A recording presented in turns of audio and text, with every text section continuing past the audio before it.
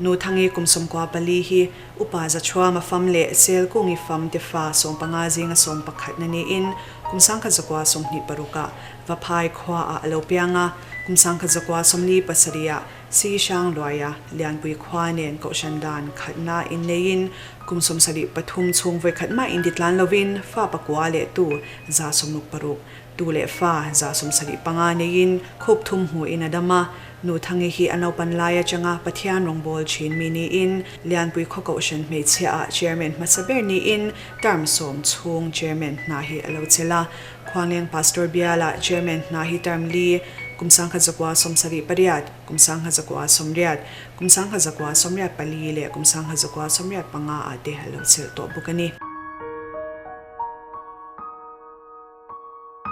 Pathian in talen apek naw chhar thia mani a naw pai thlazat le naw omrem lo de asia a siamrem thezel mini in naw zanga chuanga charani kumsang hi somni march ninga chumadar som pakhat le achanve a arong alo bol chin lel pa hne na chatwana tan min cho santa ani vo in march ninga sanghi somni pakhat athi chamwei khatna lo thlen hian atule fa ten kan ngai azwalin apwala hun kan wat sai hi munshang shanga kan unaw tele chenwal cha zong zong ten milo man puya milo en pui turin kan han so ma cheu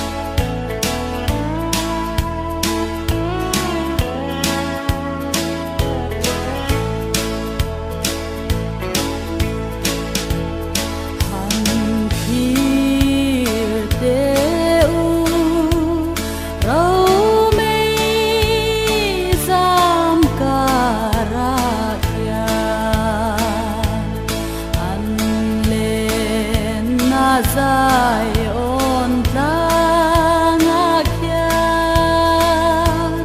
tualan lenge lung rual takin an ngai love sunu hele ram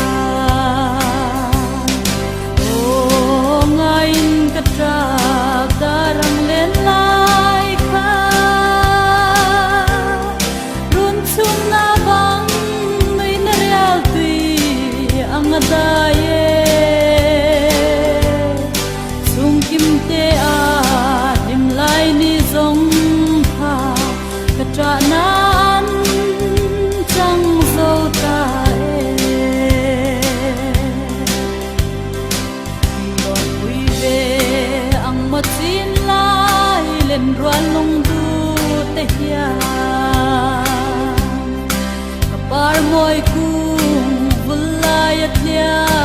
pia lei kwaria noya zal chu ton le ni reng om don lo ko vela nya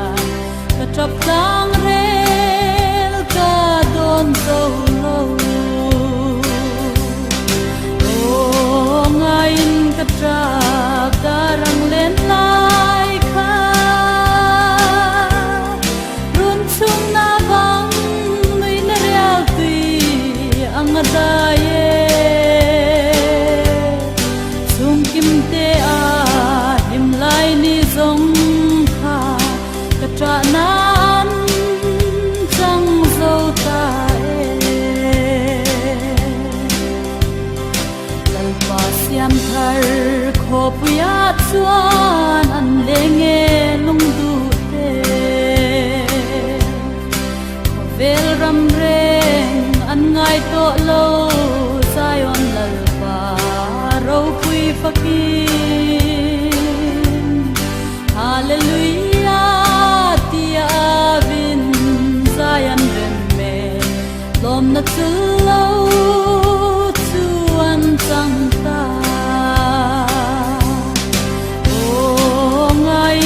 trap darang len lai kha run chung na bang mai na real tui ang adaye chung kim te a him lai ni zong kha ka tra na